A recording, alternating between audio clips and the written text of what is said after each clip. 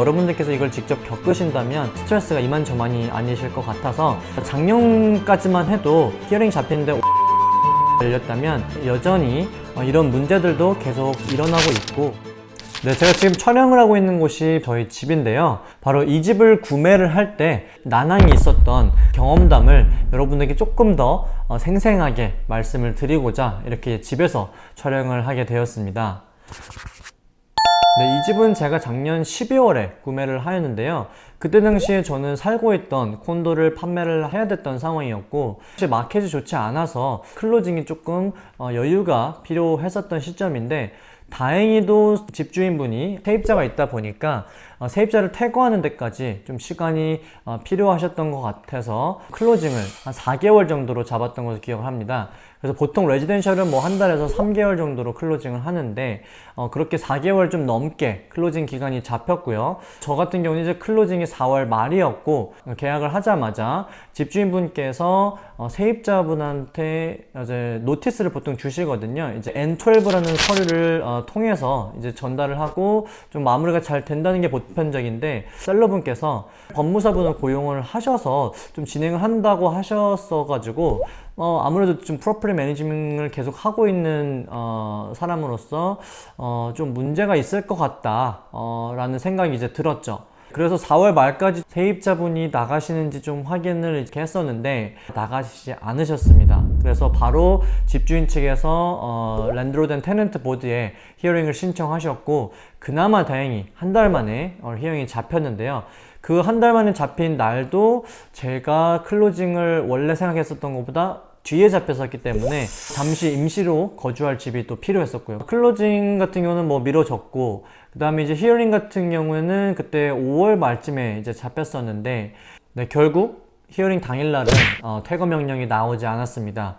그래도 약 2주 후에 새로운 퇴거 날짜가 정해졌는데, 그 날짜는 바로 세입자가 원하던 6월 말, 이미 저는 그럼 2달이 클로징이 밀리게 된 거죠.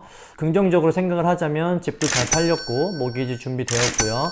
그리고 또 집을 또 싸게 잘 샀기 때문에 이 정도는 감수를 하자라고 긍정적으로 생각을 했고, 결국 저 같은 경우는 약 6개월이 넘게 걸려서 이 집을 들어오게 되었는데요. 세입자가 있는 집을 구매할 때 좀 이러한 상황들이 실제로 일어날 수 있다는 것을 좀 말씀드리고 싶어서 제 개인적인 경험담을 이렇게 말씀을 드렸고요.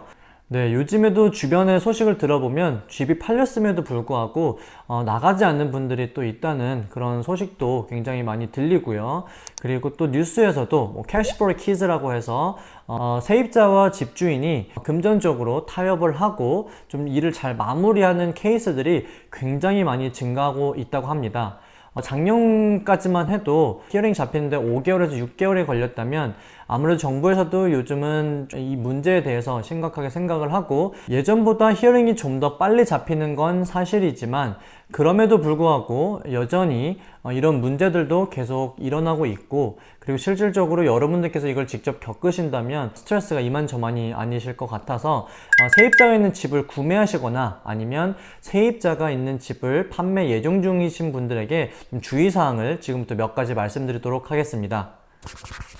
네, 첫 번째는 세입자가 있다고 해서 무조건 문제가 발생하는 것은 아닙니다. 하지만 세입자 퇴거까지 시간이 굉장히 오래 걸릴 수 있기 때문에 나의 구매 상황과 맞는지를 한번 생각해 보시고 구매하시는 것을 추천드립니다. 네, 작은 확률이지만 제가 겪은 것처럼 어떤 일이 일어날지 모르기 때문에 여러모로 좀 플랜을 짜놓고 구매를 하신다면 조금 더 안전하게 구매를 하실 수 있지 않을까 생각이 됩니다. 네, 두 번째는 중개인분을 통해서 집주인과 세입자 간에 집을 판매하는 과정, 그리고 좀 조율이 이미 잘 되었는지, 세입자가 잘 나가기로 했는지에 대한 확인을 하시는 것을 추천드립니다. 보통 저희가 집주인분이 세입자를 내보내기 위해서 N12라는 서류를 작성을 하시는데요. N12를 통해서 집주인분이 세입자분에게 언제까지 나가달라 이제 퇴거를 요청하는 서류인데요. 퇴거를 할 때 보통 한 달치 정도의 컴펜세이션을 집주인분이 하게 되어 있습니다. 위쪽 링크 보시면 김용규 중개인님께서 N12라는 서류에 대해서 자세히 설명을 해놓으신 영상이 있습니다. 참고해 주시면 좋을 것 같고요. 요즘 아까 말씀드린 대로 Cash for Keys라는 부분이 굉장히 언급되고 있다고 말씀드렸죠. 그래서 뭐 한 달로는 난 못 나가겠다 라고 해서 이미 집주인분이 뭐 2달이라든지 3달이라든지 서로 좀 완만한 합의가 잘 이루어졌는지를 중개인분을 통해서 먼저 확인하시고 구매하시는 것을 추천드릴게요. 네, 세 번째는 리스팅을 세입자에게 말하지 않고 올리시거나 뭐 홍보식보다는 세입자에게 상황들을 잘 설명을 하셔서 서로 완만한 합의를 보신 다음 세일을 진행하시는 것을 추천드릴게요. 아까 두 번째 말씀드린 것처럼 cash for keys, 세입자가 조금 만족할 만한 조건을 먼저 제시를 해주신다든지 조금 더 다양한 쪽으로 얘기를 해보시고 서로 완만한 합의가 된다면 히어링이 잡힐 때까지 기다리거나 아니면 또 클로징 때까지 어떻게 해야 하나 좀 걱정하셔야 되는 부분들이 완화가 되지 않을까 싶습니다. 네, 마지막 네 번째로 마무리가 잘 되면 좋겠지만 정말 어떠한 변수가 있을지 모르기 때문에 미리 준비를 잘 하시는 것이 중요할 것 같습니다. 미리 준비를 잘 한다는 것은 아무래도 제가 혼자 뭐 서류를 준비하거나 하는 것도 좋겠지만 히어링 당일날 4분 정도가 계셨거든요. 근데 다른 분들은 서류가 다 잘못됐다고 해서 그 과정을 다시 시작하라고 말씀을 다 하셔가지고 좀 그런 서류적인 실수로 인해서 정말 또 몇 달이 걸리시는 것보다는 패럴리거를 고용하셔서 퇴거를 진행하시거나 좀 이런 쪽으로 경험이 있는 중개인분과 일을 하시는 것이 걱정을 덜기 위한 좋은 방법이 아닐까 싶습니다. 네, 제가 오늘 이렇게 말씀드렸던 경험담처럼 그런 일들이 없으면 제일 좋겠지만 아무래도 또 사람 일이 어떻게 되는 건지 모르기 때문에 요즘에 또 히어링 케이스가 약 5만 건이나 아직도 대기 중이라고 합니다. 그래서 오늘 제가 말씀드렸던 주의사항들을 조금 더 한번 유심히 살펴보시고 여러분들이 세입자가 있는 집을 구매하실 때나 아니면 세입자가 있는 집을 판매하실 때 조금 참고를 하셔서 진행을 하신다면 조금이라도 확률을 줄일 수 있지 않을까 싶습니다.